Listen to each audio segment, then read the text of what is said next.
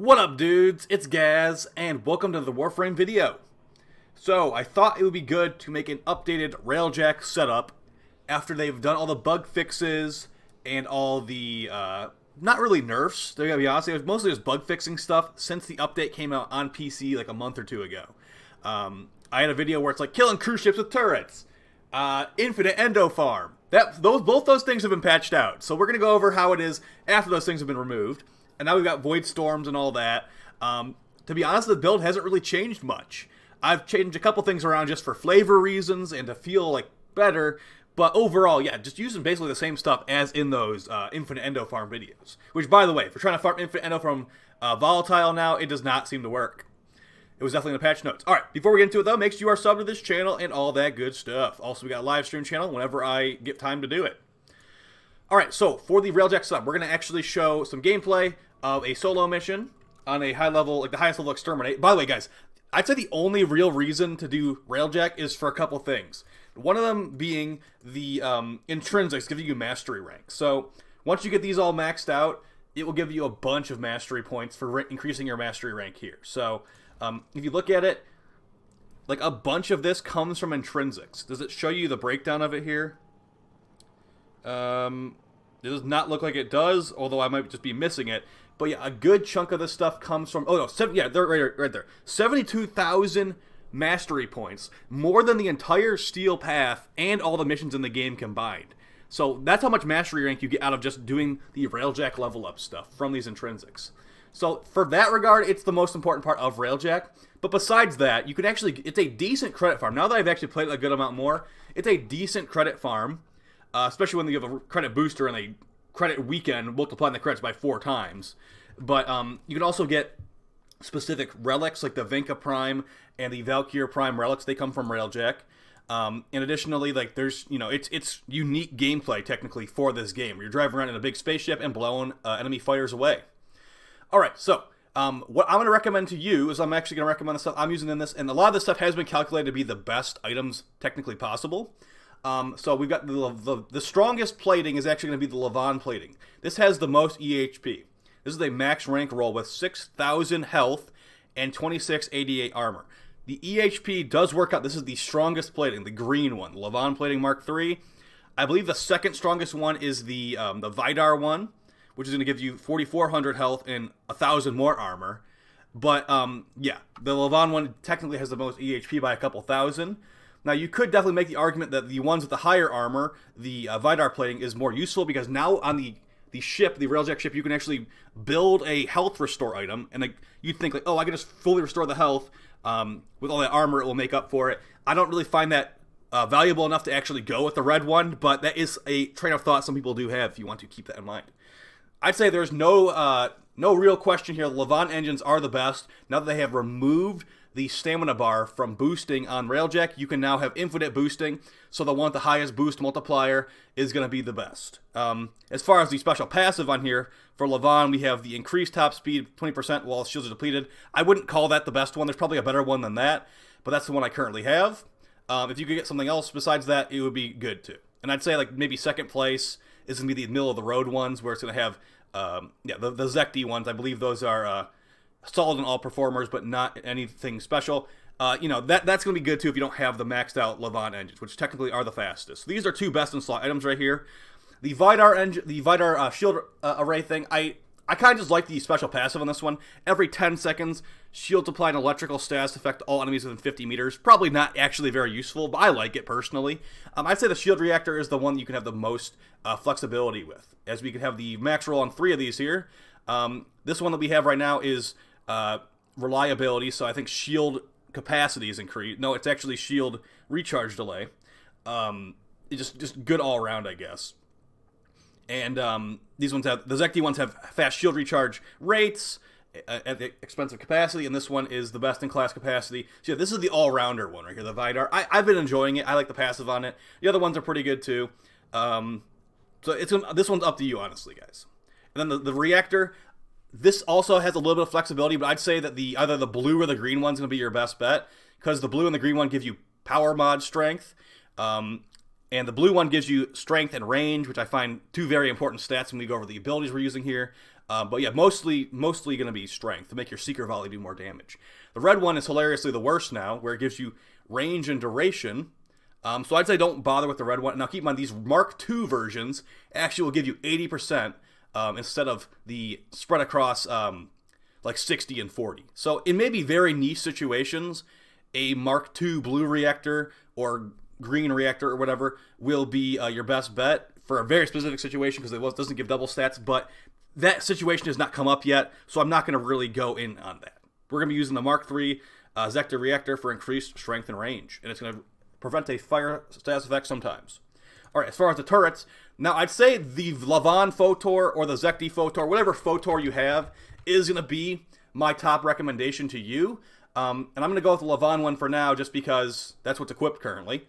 But the Zekti one just seems better all around, so let's equip the Zekti one.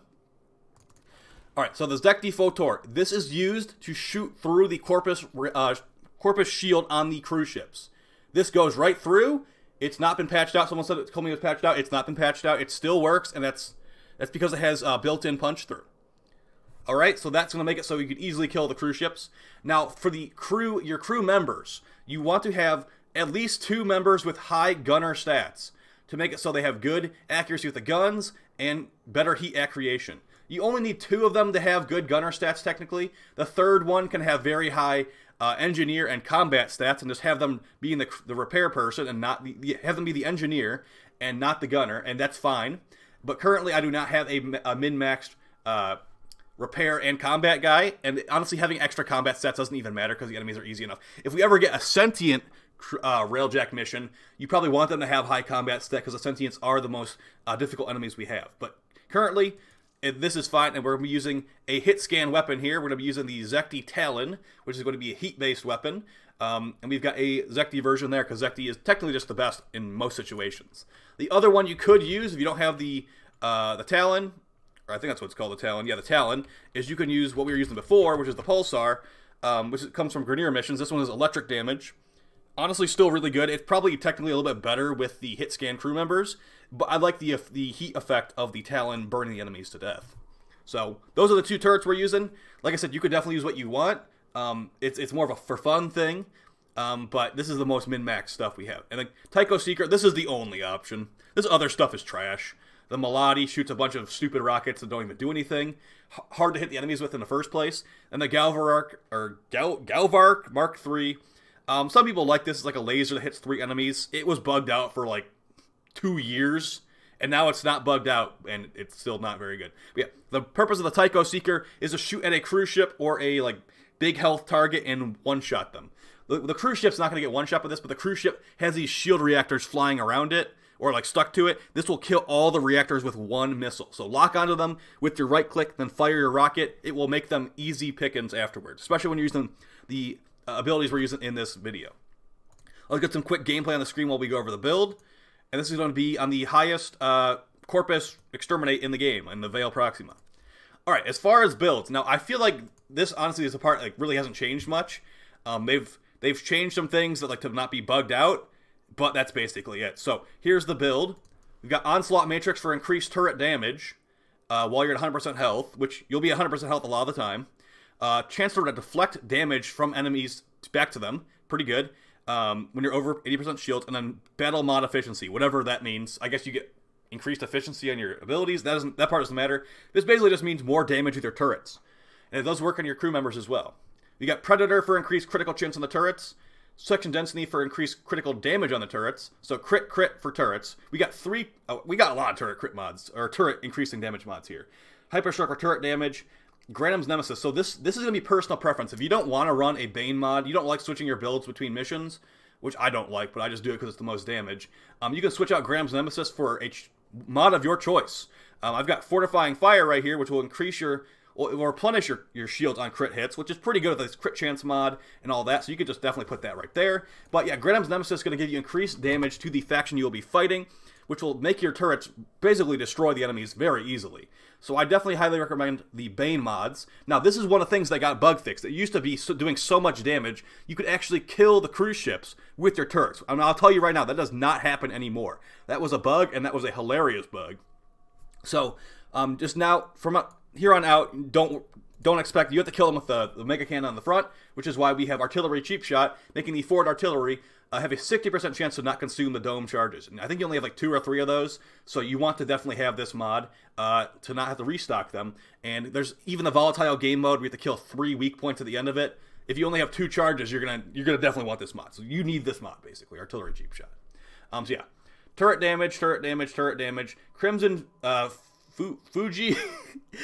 This one also is probably personal preference, but I find it powerful enough that I keep it on all the time. So when you kill an enemy with a turret, increased damage, and it stacks up to 5 times, lasts for 8 seconds. The crew members kill the turret, or kill the fighters really fast, so really, really good stuff here. Then we've got cruising speed for massively increased speed when no enemies are within 3,000 meters, and ion burn for increased boost speed. You could put on conic nozzle for just overall speed, but this does not affect boosting speed as far as I'm aware. So we got these two together, it makes the thing feel really speedy. That's all you really need for speed mods. I think that's all the mods we have in the build here. Let's move on to the battle mods. Now here is where one thing has changed. For the middle mod, we have Shatter Burst. Now I don't really find this super useful, but I'm putting this on just so people can rest their peace, saying that they keep telling me, use Shatter Burst, use Shatter Burst. Here, I'm using Shatter Burst. I don't actively use it all the time. As you can see in the gameplay footage, we actually have Particle Ram.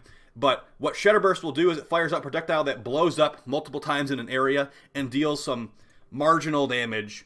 But the marginal damage is enough if you have a good reactor that will blow up the weak points on these capital ships. Like there's security node things. Shoot the Shatter Burst at it. It will blow up the security nodes very easily. You don't need to focus on them with your turrets at all. So someone out there probably considers that useful.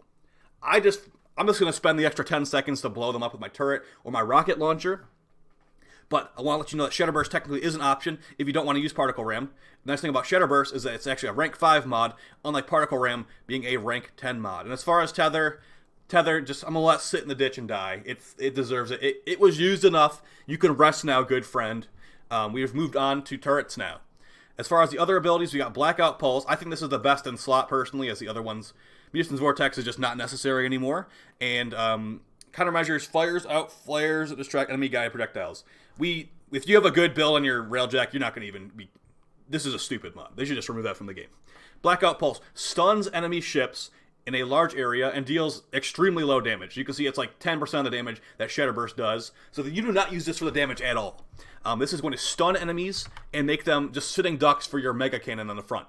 That Blackout Pulse mod is what makes cruise ships a joke. Like, they already are not super powerful, but they are stunned jokes. So you blow up their shield generator. Well, if it's a Corpus cruise ship, you use the Photor turrets on the front to blast away their shield. You use the rocket launcher, the Tycho Seeker, to blow up all their shield generators. Then you use Blackout Pulse to permanently stun them. You get behind them with the super cannon and blast their engine. It will one-shot them with no damage-increasing mod. So very easy stuff there. And you can solo the cruise ships very simply with Blackout Pulse and stuff like that. And then Seeker Volley.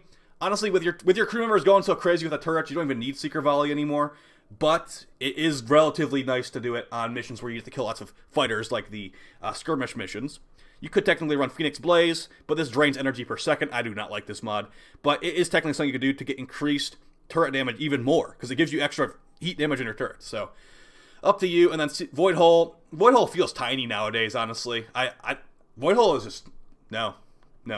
I know people still like it. It looks really cool. Don't get me wrong. It looks really cool, but as far as combat effectiveness, no. So that's what I'm using here. And like I said, in the middle, you could use Particle Ram, which is what I usually use. You're a battering ram of death. And I don't even know if the enemies can shoot through it, to be honest. But yeah, you just battering ram everything, and it's pretty fun. As far as the last mod slot here, we've got Squad Renew to make all the crew members get healed, no matter where they are. You could technically take that off for Form Up to call the enemies, or call, I guess your crewmates are your enemies sometimes. Recall all crew members to the Railjack and heal them for 25%. I think that might troll people sometimes, so I'd say don't go with this unless you want to troll people. Breach Quanta, this temporarily stall hull breaches for 35 seconds. No. Intruder Stasis is going to stun the boarders for 10 seconds, but your crew members, if they're relatively geared up, they'll just kill them anyway, so you don't even need that. As far as the middle mods, there's only 2 choices. There's Death Blossom, which removes turret cooldowns for 60 seconds. Is it 60 seconds? It's 25 seconds, and the cooldown's 300 seconds. Or there's Battle Stations. boost turret damage by 65% for 26 seconds, a cooldown 240. So I just went with the lower cooldown one. I'm not even using this mod most of the time anyway. It's either you want infinite turrets or you want increased damage on turrets. And I just went with the lower cooldown there. As far as the last slot, we've got Void Cloak, and then what are the other choices? We got Flow Burn, increased speed and boost speed for 13 seconds.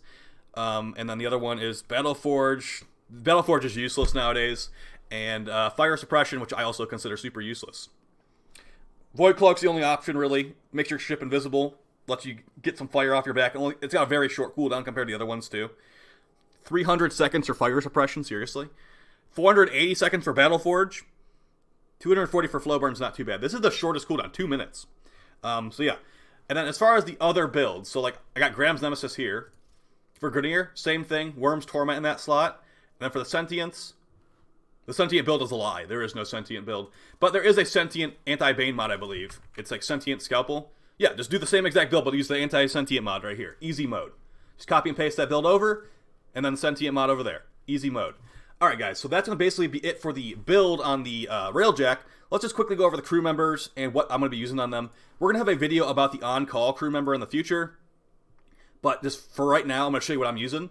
And it's actually going to be hit, scan, beam weapons. That's basically it. They easily hit the enemies. Ignis Wraith, I think it's got like a viral heat build. Someone's trying to tell me that ribbons don't work on the crew members. Probably not. I don't know. But yeah, viral heat, Ignis Wraith. I'd say 3 Ignis Wraiths honestly would be fine. Just give them 3 Ignis Wraiths. But we've got the Verma Splicer primary kit gun with a Band of Corpus Toxin build. You know, I don't even see them shooting at the enemies most of the time because they just instantly die. But this is what I'm using. And then we've got a rad viral heat build on the Phantasma. So yeah, just beam weapons basically. And like the high gunner stat guys are on the guns. And then I think this guy's the engineer. Yeah, he's got high repair and high gunner just because. But actually, if he was min-maxed, I'd have him with 5 repair and then like high combat or high endurance. So, but that's not how it went down. All right, guys, that's basically it. And like as far as like frames and stuff, it's still gonna be your energy restoring frames. If you got someone with subsumed dispensary, that's gonna be good. A lot of people like Lavos. I don't like Lavos personally because if you miss your ability, it's still gonna have a cooldown. Unlike someone like Garuda, where you can have infinite energy, and then if you miss your blackout pulse for some reason, you can just tap it again and use it again. With Lavos, that's not an option. You have to wait it out. Then for like speedrunning the Corpus Exterminate missions, you have a Kuva Brahma with a Toxin roll, and a Prime Band of the Corpus, and Prime Firestorm to just make it so you're running through, nuking everything down. You've actually got, we've got Molt subsumed on the Garuda to make her run faster and take off annoying status effects like cold procs from like ice barrels and all that, just so you can speed run those missions real fast.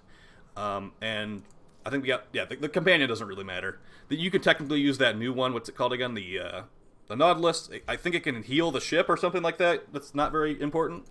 But, yeah, I've never actually used that before. Auto Omni. Nautilus has a 70% chance to repair nearby Railjack. Dude, don't use that. Just use a Smita. Go get a Smita. Bite the bullet, boys. Spend the 40 platinum Smita and go ham. Alright, guys, I'll talk to you next time. Take it easy, and yeah, see you in another video tomorrow. Peace.